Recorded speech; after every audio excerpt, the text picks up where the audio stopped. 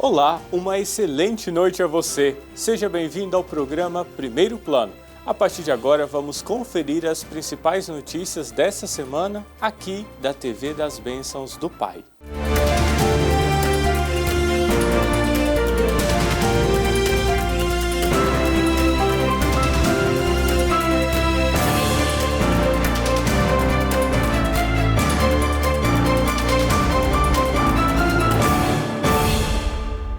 Começamos a edição de hoje sobre o início do tempo quaresmal. Os fiéis consagram esse tempo para muita oração e reflexão, e cada um tem a sua forma de consagrar esse tempo a Deus, com penitências que vão desde ficar sem comer chocolate até o voto de fazer silêncio por algumas horas do dia. E o nosso repórter Alex Rodrigues ouviu alguns fiéis que contam os planos para esse tempo tão especial. Vamos ver.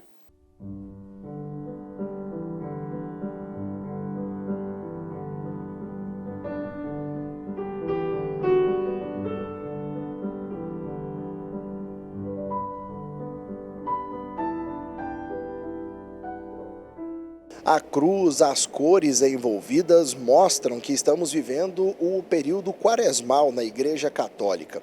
E é nesse momento do ano que muitos fiéis fazem penitências, cumprem algumas promessas que são feitas para esses 40 dias. A principal delas, o jejum de algumas refeições, alguns alimentos específicos. Mas fomos até a rua conversar com as pessoas e entender melhor, saber um pouco mais do que elas fazem de especial nesse período que é tão importante. A gente faz tudo para não comer carne, mas vai indo, a gente, às vezes tem hora que esquece, né? Igual hoje mesmo eu não queria comer carne, mas acabei comendo sem saber que tinha começado a quaresma, né? Mas a gente pretende ficar sem beber, sem comer carne. Tem muita coisa que a gente tem que parar, né? Para poder fazer isso para Deus, para ajudar a gente, né? Eu, além de, como sou católico, também sou ministro, né? Tem 28 anos que eu, Adriano, quando é a quaresma, há 1 mês e meio, eu não como carne, eu não bebo, né? Não fumo, e sempre pedindo muito a Deus, né? Para aquelas pessoas que realmente entendam um pouco o que é a quaresma, né? O que é buscar a ressurreição de Cristo, que é uma coisa muito importante. E hoje, às vezes, as pessoas perderam os costumes, né? Na realidade da quaresma, né? Na quaresma come carne, bebe, né? Pinta e borda, às vezes como o carnaval vai, pula, e na quarta-feira de cinza vem para a igreja ver se tem uma reconciliação, né? Eles devem pensar 1000 vezes antes de fazer as coisas. Nesse momento é um momento de reflexão, oração, né? Eu paro de beber uma cervejinha no final de semana, tiro o refrigerante, mas não é só de punição essa parte, né? Esse momento é um momento de doação. Então eu costumo sempre estar indo, atendendo a vulnerabilidade daquelas pessoas que realmente necessitam, né? E ajudando as pessoas conforme elas chegam até a mim, muitas vezes para conversar, é um momento de perdão, né? De perdoar as pessoas, é assim. Então é um momento que você se torna até mais atento à questão da caridade. Muito mais. Esse é o momento. E Jesus, quando ele fala para a gente que a gente tem que fazer esse momento de reflexão, oração de perdoar, é para você também olhar para o outro, ter empatia, ter amor. Não adianta brincar só na igreja, né, ficar fazendo só as coisas do dia a dia, se você não olhar para aquele que tem necessidade e tentar ajudar de alguma forma. Minha família, a gente sempre teve, né, a tradição da quaresma, do período quaresmal. Então a gente evita a carne vermelha, a gente faz a prática do jejum, a recorrência nas missas. Então a gente assim pratica bastante esse período, com muita oração, muito jejum. E assim, tira também, a gente pratica as penitências, né? A primeira é a questão de se tratar sobre o próximo, cuidar do próximo, e a alimentação. E assim, eu, por exemplo, gosto muito de doce, então eu evito muito doce nesse período. E para a prática também da penitência. Eu e minha mãe, a gente costuma rezar o terço todo dia, e a gente também a gente tenta pular uma refeição. Pelo menos no café da manhã não comer tanta coisa, tomar só um cafezinho e tudo mais, e a gente escolhe fazer abstinência de alguma coisa que é muito importante pra gente, tipo refrigerante, E também ajudar o próximo. A gente gosta de ajudar muito o próximo nesse tempo. A gente doa uma cesta básica, geralmente, fazer serviço comunitário também. Aí eu costumo ficar sem comer carne, sem beber, fazendo muitas coisas, ficando mais em casa, né? Rezando mais, indo mais na igreja. Isso que eu costumo fazer na minha quaresma. É um momento, então, que o senhor costuma se aproximar mais das coisas de Deus também. Aproximo muito mais. Celebrações. Tudo com Deus, tudo, novenas, tudo. As missas de domingo, terça, as novenas, a gente vem todas. Tem muito tempo que o senhor faz isso? Faz uns 15, 20 anos. Como vocês puderam perceber, quase todos os fiéis católicos nessa reportagem, todos que conversaram com a gente, cumprem algum tipo de penitência durante esse período quaresmal. E como antecipamos, a maioria, boa parte, abre mão de alguma refeição, de algum alimento, quase sempre a carne vermelha. Mas vai muito além disso. E o importante é que nós consigamos entender o verdadeiro significado dessas penitências, desse momento que estamos atravessando no calendário litúrgico.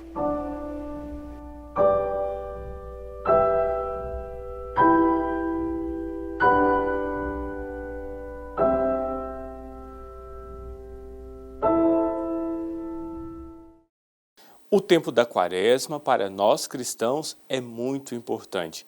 Nos preparamos para a celebração da Páscoa de Jesus e esses 40 dias devem ser vividos com intensidade.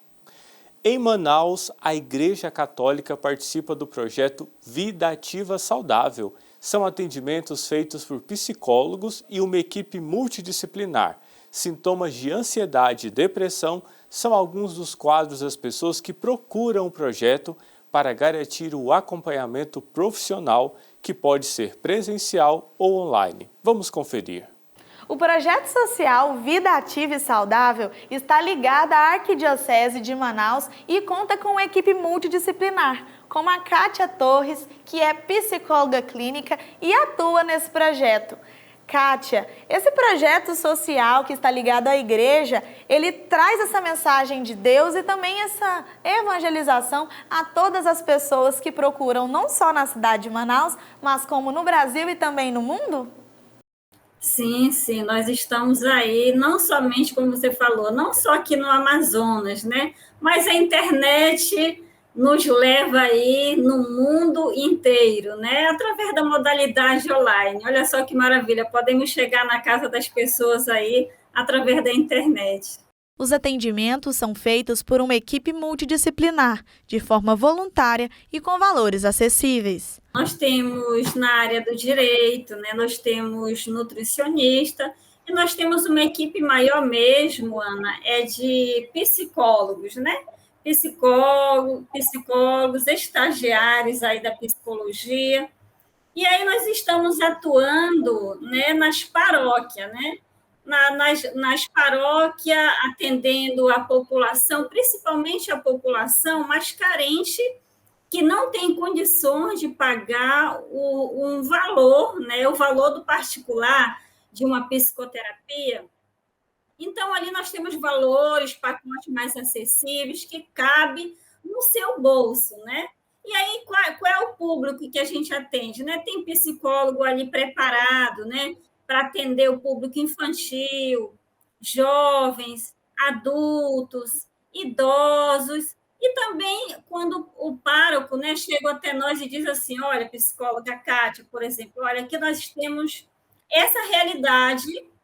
Eu estou percebendo que aqui na minha paróquia, aqui na minha comunidade, tem essa necessidade, né?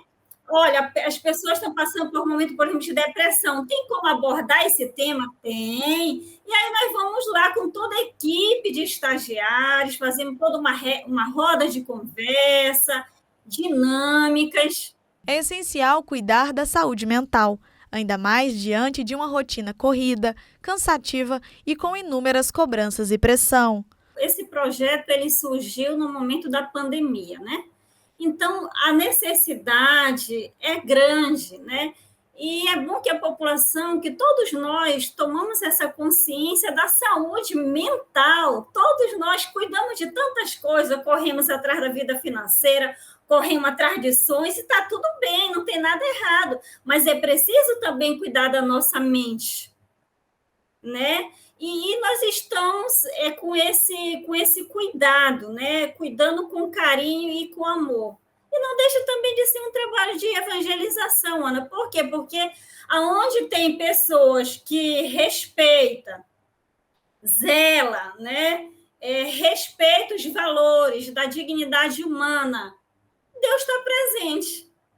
Deus está presente nesse jeito de trabalhar, né? Nessa maneira de trabalhar. Segundo a idealizadora, o período da pandemia da Covid-19 influenciou na criação do projeto, pois muitas pessoas adoeceram nessa época, por medo e agravamento da doença. Esse projeto Vida Ativa e Saudável, ele veio, né, na pandemia, no início da pandemia, 2020, foi criado justamente para tratar as pessoas ansiosas, com problema, que achava que aquilo ali era o fim do mundo, e não era o fim do mundo, né? A gente tinha que estar com a mente tranquila. Realmente foi um susto que a gente teve, então eu pensei em criar, em ajudar as pessoas naquele momento. E aí foi quando as igrejas católicas fecharam, todo mundo achou que era o fim do mundo, mas quando foi retornando, melhorando as coisas, a gente foi criando juntamente com a Igreja Católica algumas parcerias para realizar os atendimentos psicológicos de forma gratuita ou então com pacotes sociais. Mas como a população faz para participar? Você vai entrar em contato com a Suame, que é a coordenadora do projeto. Por trás da Suame, ela tem uma equipe de estagiários que dão suporte para ela. E aí, o que ela vai fazer? Ela vai, junto com os estagiários, agendar e ver qual é o psicólogo ali no momento que tem disponibilidade, como é que está a agenda dele. Ela pergunta até o bairro que a pessoa mora, caso ela queira presencial, porque em cada paróquia, em cada ponto de Manaus, tem uma paróquia, tem um psicólogo lá atendendo essa necessidade das pessoas. As pessoas que procuram o projeto chegam com várias demandas. Por isso, o Vida Ativa e Saudável reforça a importância de pedir ajuda. As demandas são muitas, principalmente abuso, né? Abuso sexual, violência doméstica. E nós temos esses psicólogos, né, preparados para atender também esse tipo de demanda, né? Que até foi mesmo a bispa auxiliar aqui de Manaus, Padre Hudson, né, que é um dos fundadores aí dessa demanda específica, né, para atender crianças, adolescentes, né, mulheres que estão passando por essa situação tão difícil, né, ajudá-las novamente a resgatar a sua dignidade de pessoa humana. Não saia daí, o programa Primeiro Plano volta já.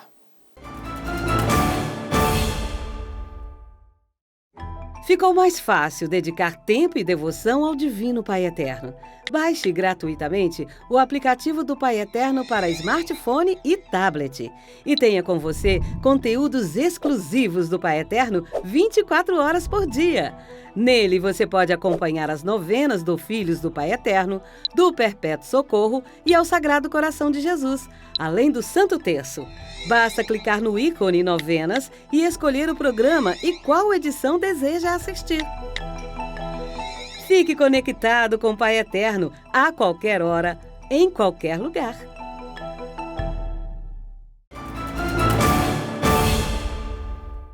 Estamos de volta para levar até você notícias em primeiro plano aqui na TV Pai Eterno. E a repórter Lohane Castro conversou com o padre Denilson de Freitas, que é reitor do Santuário do Valongo. Vamos acompanhar. E falando ainda mais sobre o projeto Humanamente, eu converso agora com o padre Denilson, que é responsável pela paróquia Nossa Senhora da Assunção, que recebe esse projeto tão importante, né, padre? Boa tarde, explica um pouquinho para a gente como tem sido esse projeto aí que está ajudando a toda a população de Santos. Boa tarde, Lohane, e para todos que estão nos assistindo. O projeto Espaço Humanamente ele nasce na periferia de Belo Horizonte, com Ana Maria Novaes, E, em um dado momento, eu tive conhecimento desse projeto de levar atendimento psicológico gratuito e rodas de conversa para a população. A paróquia Nossa Senhora da Assunção e o Santuário do Valongo estão na periferia da cidade de Santos, né? O santuário no bairro do Valongo e a paróquia no Morro São Bento, que é um complexo de vários morros. E então, após o recebimento do fomento, através da vereadora Thelma, que nós concorremos ano passado, e passados todos os ritos da Secretaria de Saúde, nós fomos contemplados e agora, nos meses de janeiro e fevereiro, estamos dando andamento. O projeto ele está atendendo diretamente quase 50 pessoas semanalmente.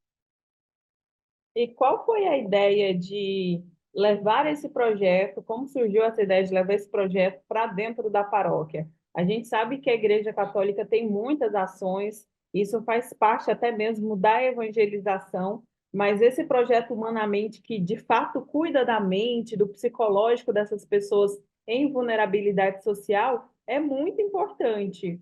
Então, como surgiu essa ideia da paróquia sediar esse projeto? Então, hoje, no Brasil, praticamente 11 a 12% da população sofre de algo relativo a doenças mentais. Aí a gente pode colocar depressão, ansiedade, estresse, depressão, tentativa de suicídio, né? Tantas doenças. E desses 10, 11% que dão aí mais ou menos uns 20 para 22 milhões de pessoas, acredite, nem 9% tem acesso a um atendimento de qualidade. Quando a gente vai ainda para a periferia das cidades, esse número ele cresce. Então, justamente tentando dar uma qualidade de vida melhor para a população e entendendo que aqui não são só os paroquianos, tá? Todas as pessoas, dependente de religião, de credo, de condição social, que podem, elas estão sendo beneficiadas. E além desse projeto Humanamente, vocês têm outros projetos também que ajudam a população aí de Santos? Sim, dentro da paróquia como um todo, né, o santuário é uma comunidade da paróquia Nossa Senhora da Assunção. Nós temos também um trabalho de longuíssima data e com muitos frutos da pastoral social. Então, a pastoral social faz a visita às famílias, ao processo de evangelização, também de acompanhamento, caso alguma criança não esteja na catequese, ainda não foi batizada, a família é evangelizada, ouvida para entender quais frentes de colaboração a paróquia pode oferecer e também na entrega de cestas básicas. Então, a pastoral social, ela ocupa, a gente tem também dentro da paróquia um trabalho tão bonito da pastoral da criança, que atende dezenas de mães e de crianças também, por vezes, na situação da vulnerabilidade social ou ainda da insegurança alimentar.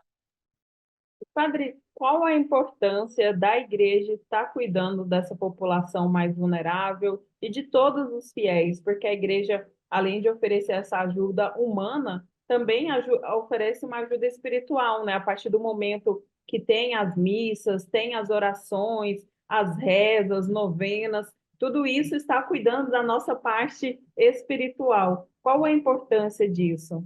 A igreja nasceu para evangelizar. Esse é o mandato intransferível que Jesus dá à igreja. Essa evangelização ela deve contemplar o ser humano como um todo, né? Existe um santo da nossa igreja, Santo Irineu de Lyon, ele fala que a glória de Deus é o ser humano vivo. Então, quando nós contemplamos a evangelização, a pessoa evangelizada na sua integralidade, na sua totalidade, o reino de Deus acontece. Então, ajudamos, colaboramos com a parte espiritual, no acompanhamento, também na parte social, dessas famílias. Então, social e espiritual devem sempre ser companheiros um do outro, para que as pessoas possam ser contempladas com a graça de Deus e evangelizadas. Para finalizar, padre, como faz quem tem interesse em participar desse projeto Humanamente, como faz para participar? O que deve fazer?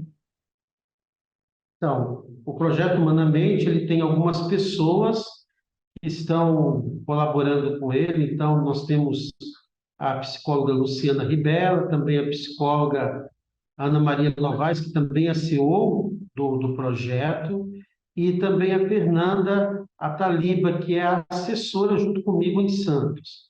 Então, caso a pessoa deseje colaborar como profissional de psicologia, os atendimentos podem ser tanto presenciais como online, e esse agendamento é feito com a Fernanda ou com a Luciana, né? Então, dependendo da pessoa, da sua necessidade, também da sua vida, da sua rotina, por vezes o atendimento online ele cai melhor. Então, o atendimento tanto pode ser presencial ou online, de forma remota, e aí é só entrar em contato através do nosso WhatsApp.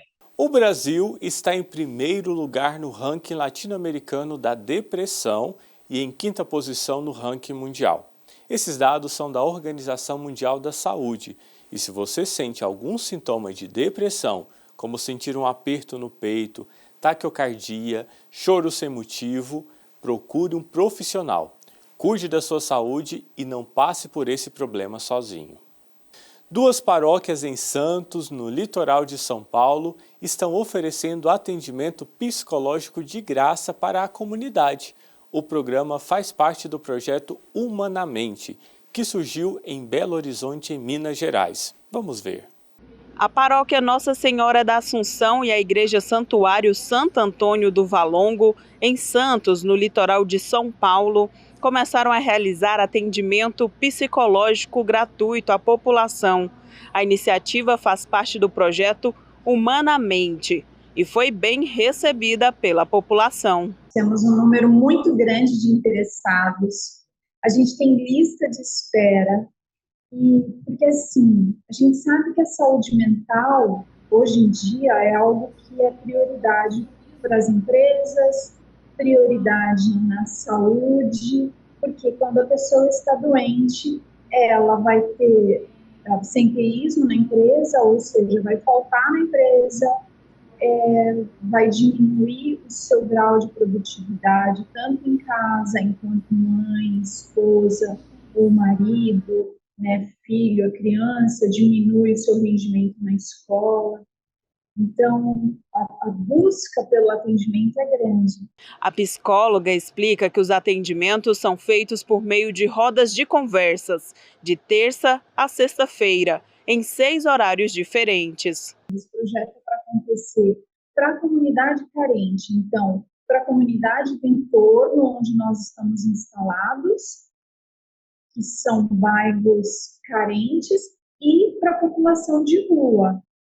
Essa é a ideia inicial do projeto.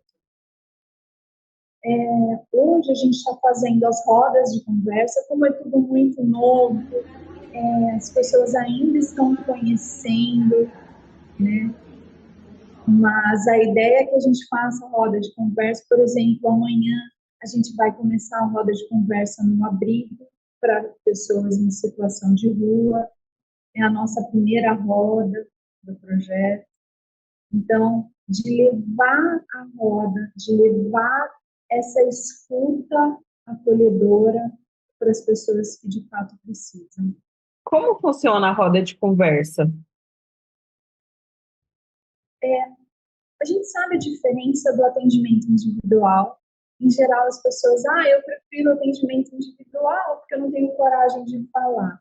E a experiência que a gente tem em roda é tão gratificante, as pessoas se sentem tão acolhidas, tão confortáveis para falar, até porque, de repente, a minha dor é a mesma dor que a sua. Então, às vezes, eu não tenho coragem de falar, mas você fala, e quando você se cura, eu me curo. sabe? Então, a gente, na roda, a ideia é que as pessoas se sintam acolhidas e que sintam aquele momento de estarem sendo vistas, de estarem sendo ouvidas. O projeto Humanamente surgiu em Belo Horizonte durante a pandemia da Covid-19, após perceber que as pessoas em situação de rua ou em vulnerabilidade social estavam se sentindo deprimidas e estressadas. O lockdown em março, Humanamente nasce em abril, com a finalidade de levar a psicologia para dentro de vilas e favelas, para a periferia.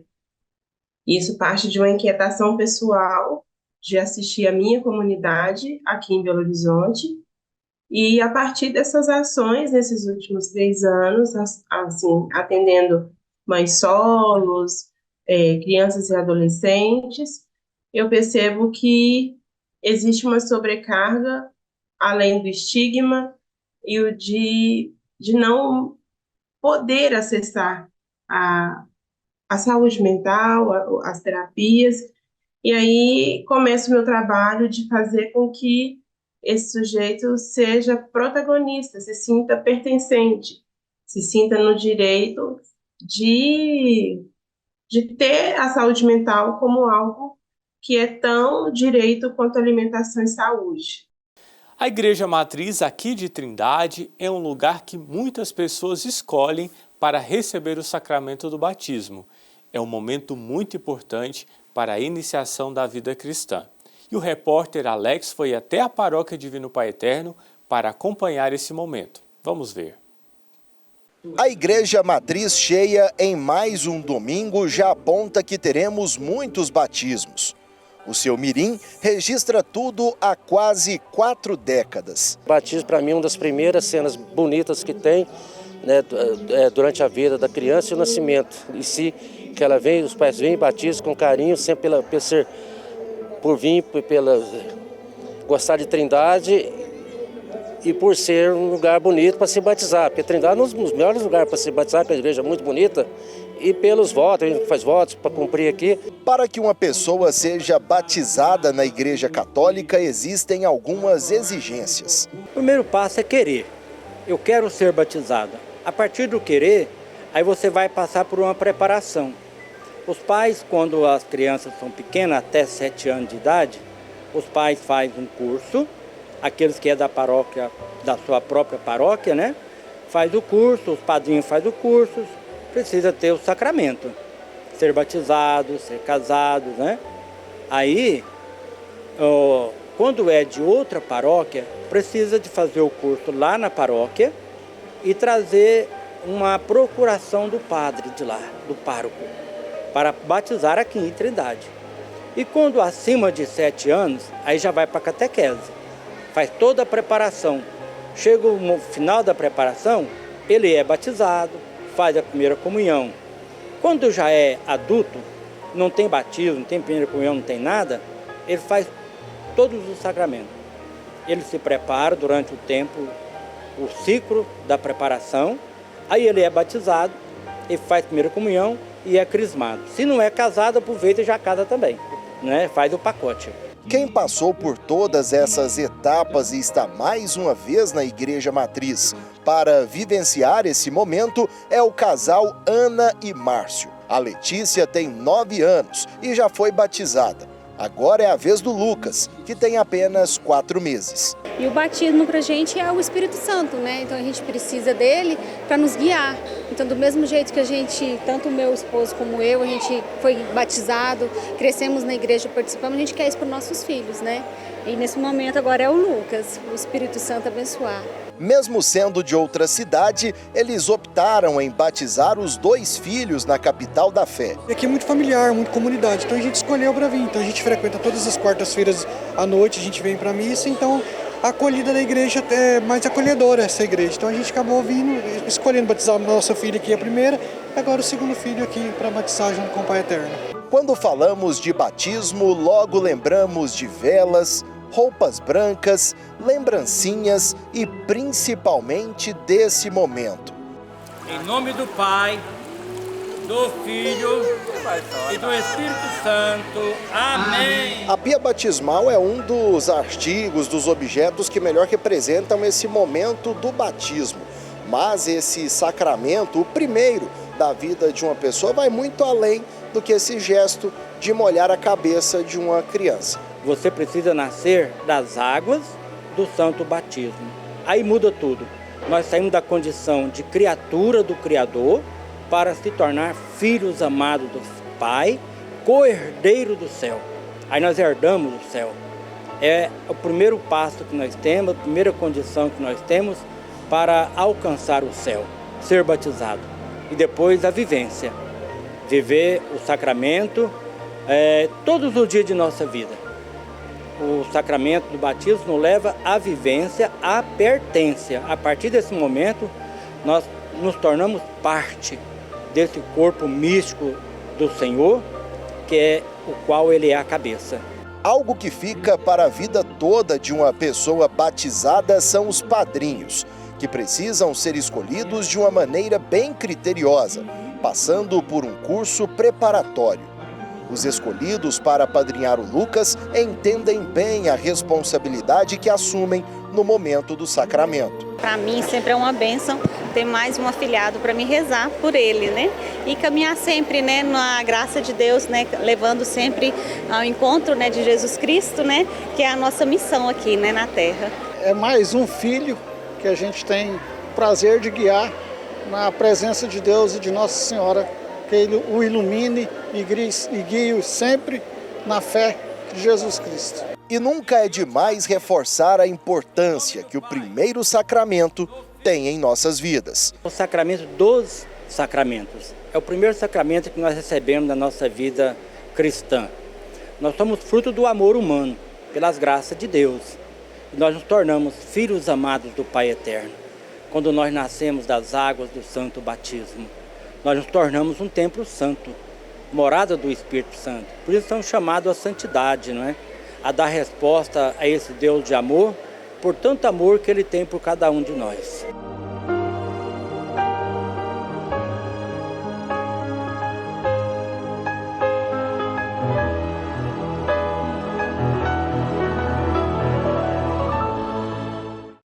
No Santuário Basílica do Divino Pai Eterno, aqui em Trindade, aconteceu o lançamento da biografia do Padre Pelágio Salter. Um momento muito importante para nós, missionários redentoristas. Nós vamos acompanhar a reportagem que foi feita pela Daiane Rodrigues.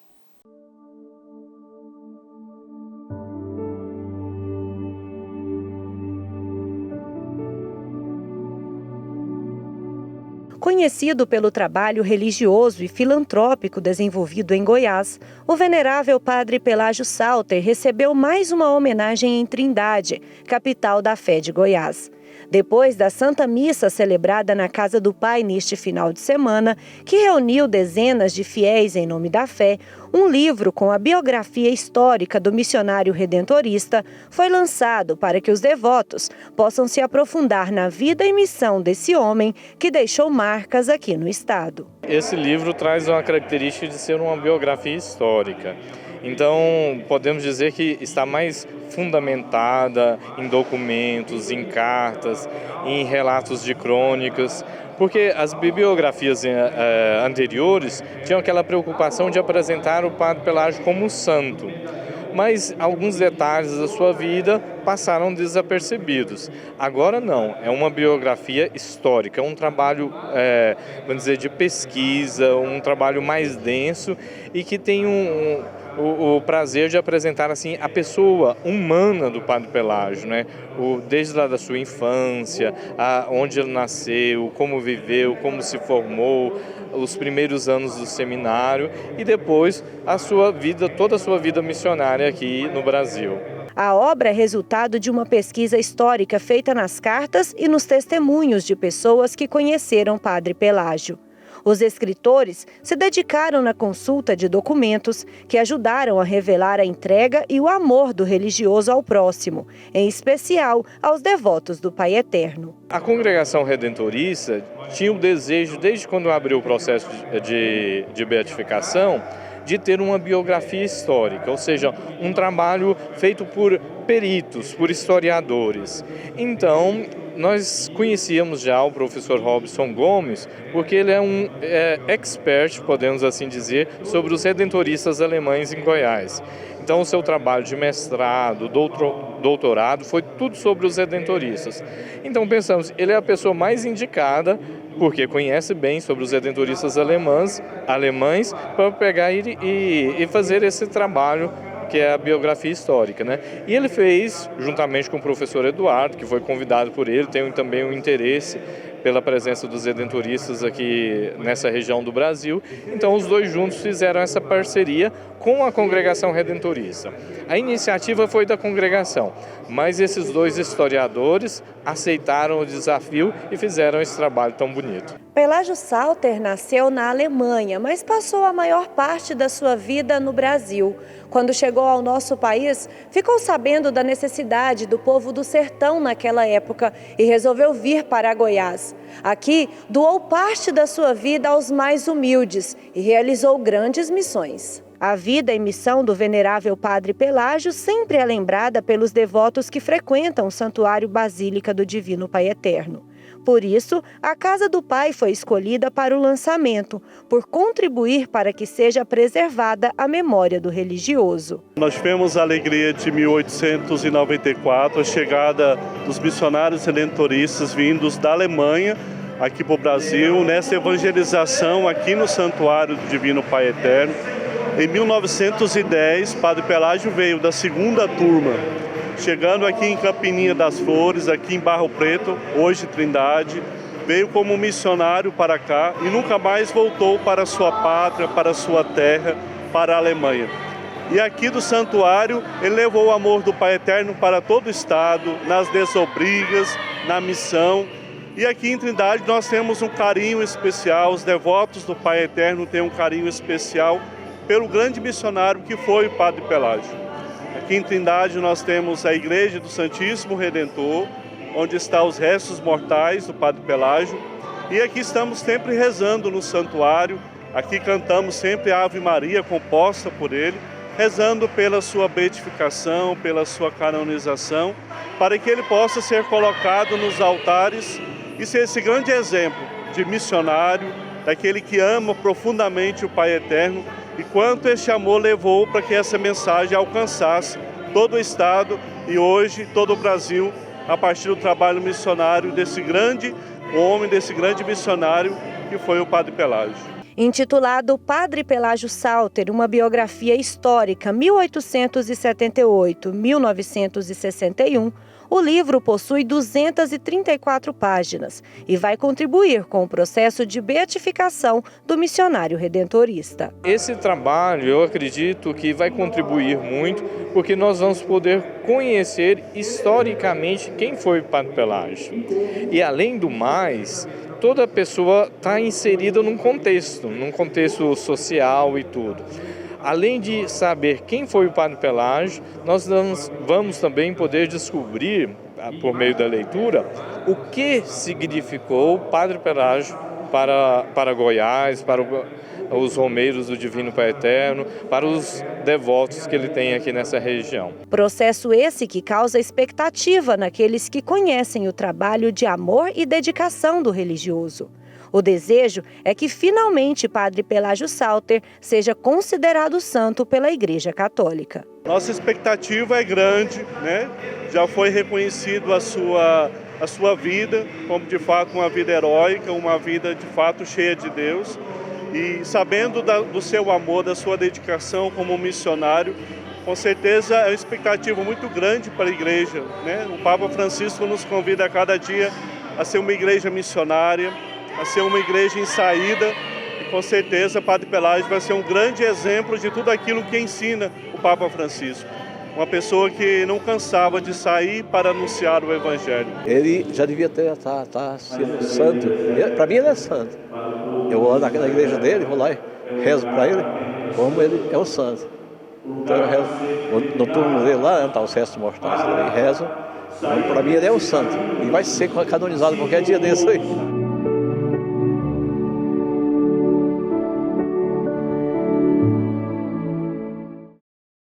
Padre Pelágio Salter teve relevante importância em toda a evangelização aqui no estado de Goiás. E nós, missionários redentoristas, temos orgulho da história e do legado que Padre Pelágio nos deixou. Daqui a pouco eu volto com as principais notícias aqui da TV Pai Eterno. Ficou mais fácil dedicar tempo e devoção ao Divino Pai Eterno. Baixe gratuitamente o aplicativo do Pai Eterno para smartphone e tablet. E tenha com você conteúdos exclusivos do Pai Eterno 24 horas por dia. Nele você pode acompanhar as novenas do Filhos do Pai Eterno, do Perpétuo Socorro e ao Sagrado Coração de Jesus, além do Santo Terço. Basta clicar no ícone Novenas e escolher o programa e qual edição deseja assistir. Fique conectado com o Pai Eterno a qualquer hora, em qualquer lugar.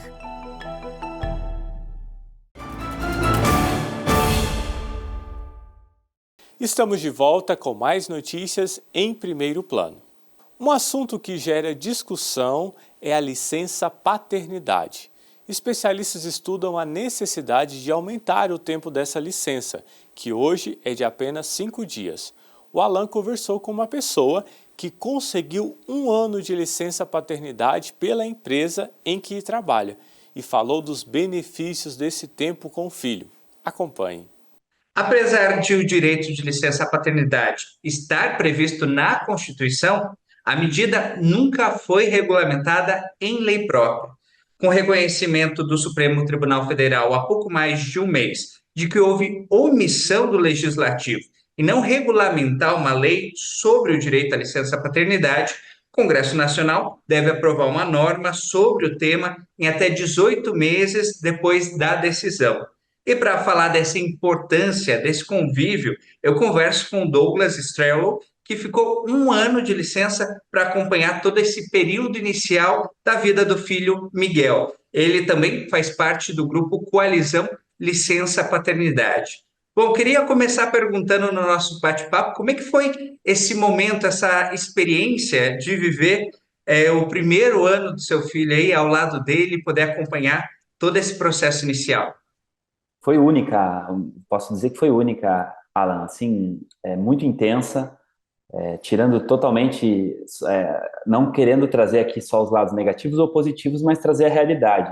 Viver 1 ano com o filho, dando suporte para a esposa, é uma experiência muito intensa, mas que cria laços e conexões para o resto da vida. Eu consigo ver hoje, ele já está praticamente fazendo 2 anos agora, na semana que vem, e a conexão que eu tenho com o Miguel é uma conexão incrível, próxima. Ele percebe em mim uma pessoa não só com a mãe, mas no pai também, uma pessoa que ele pode confiar, que ele pode brincar, que ele pode interagir. Então, para mim foi uma experiência impactante, e eu sei que falar sobre o aumento da licença paternidade é algo que vai beneficiar todos os brasileiros.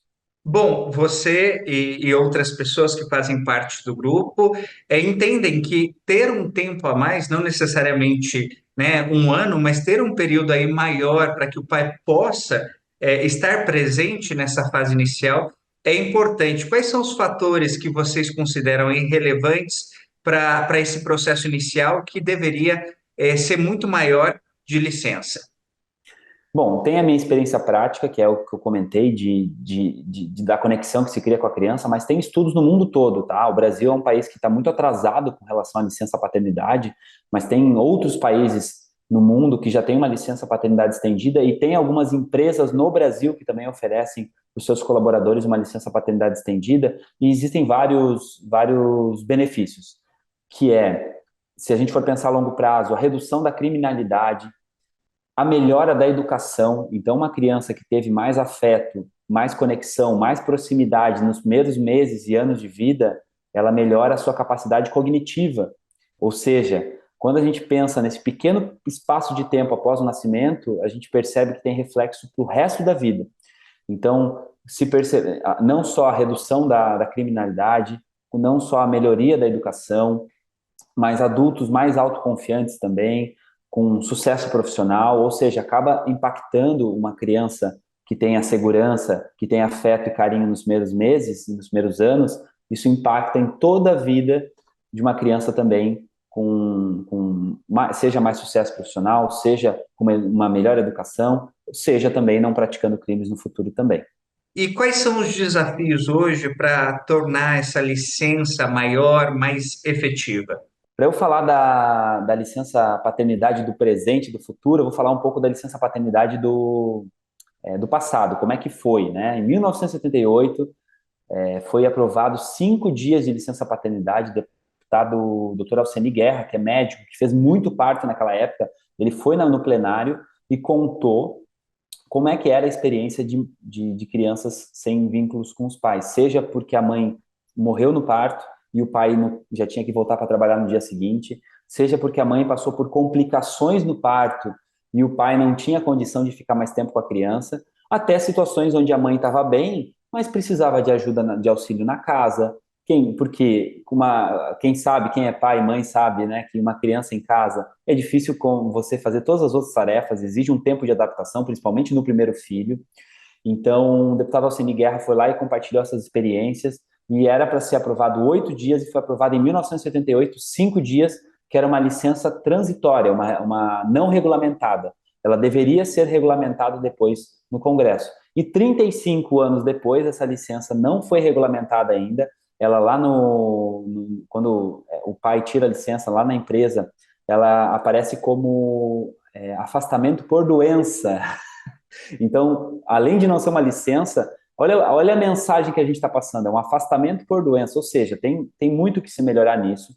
E a licença do futuro que a gente está buscando com a coalizão licença paternidade, que é essa união de pessoas que está pleiteando uma licença paternidade maior, a gente está pleiteando aí pelo menos 1 a 2 meses de licença paternidade. A gente não fala muito especificamente em números, porque há um projeto de lei em tramitação, e esse projeto de lei, obviamente, é negociado na Câmara, depois vai para o Senado, até a aprovação.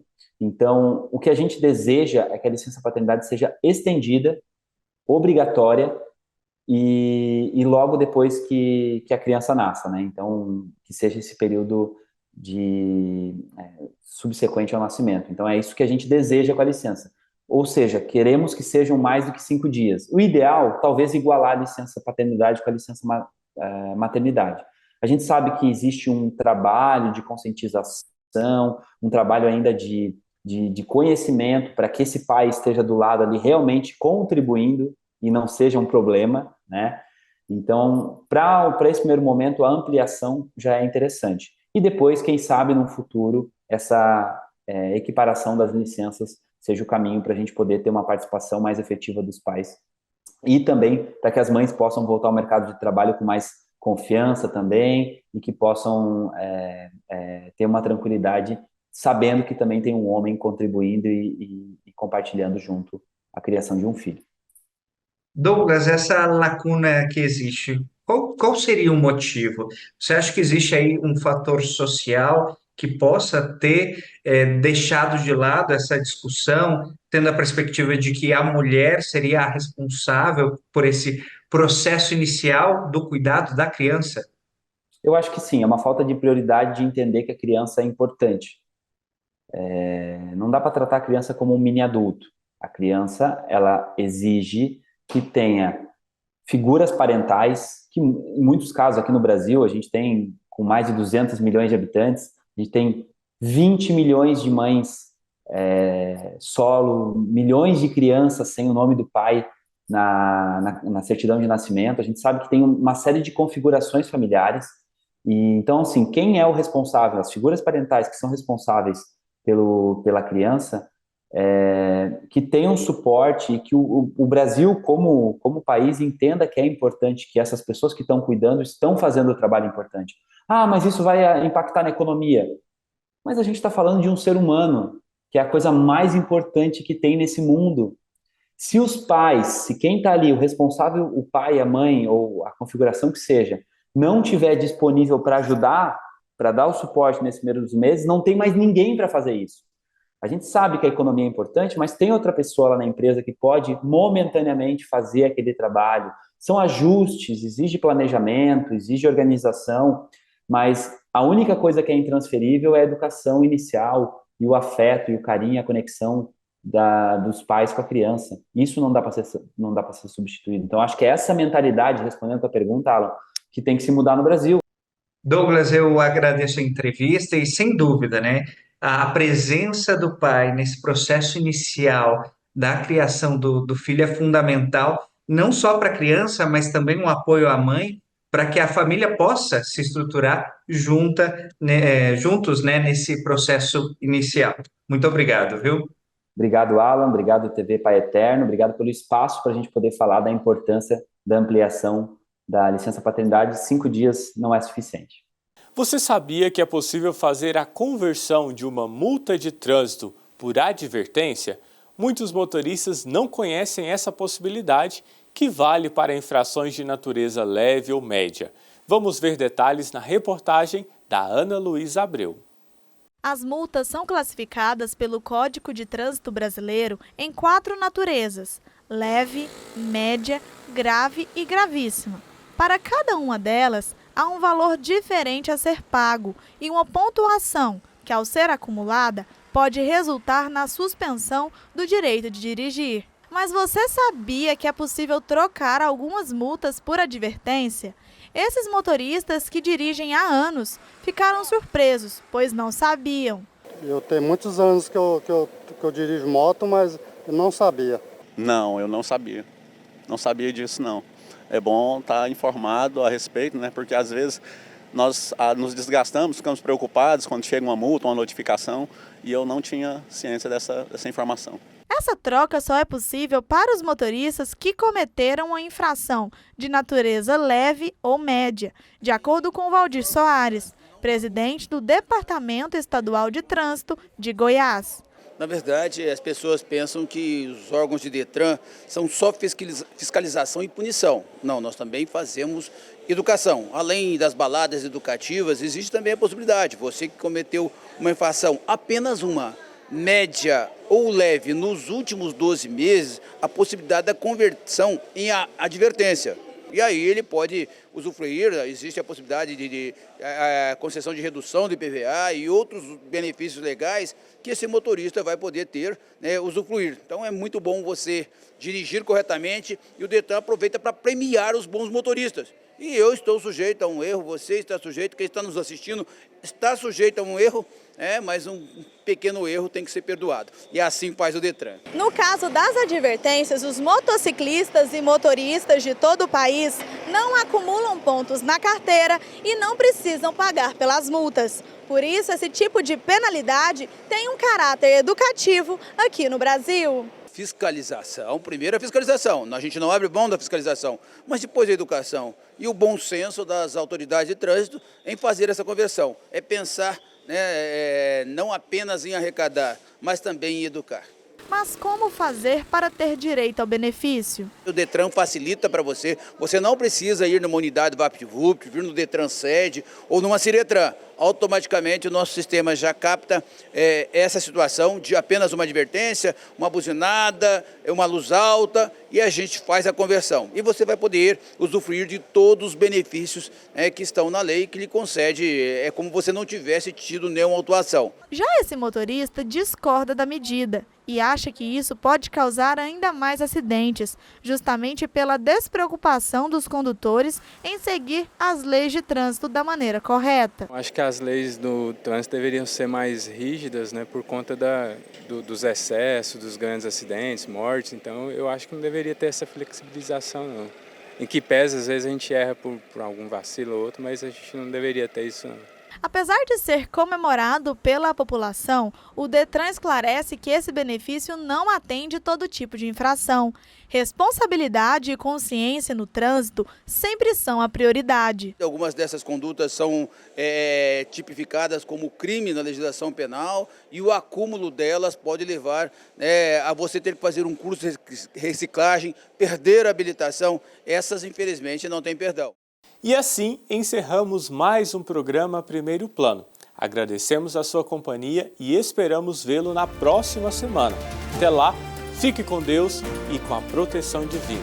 Até breve.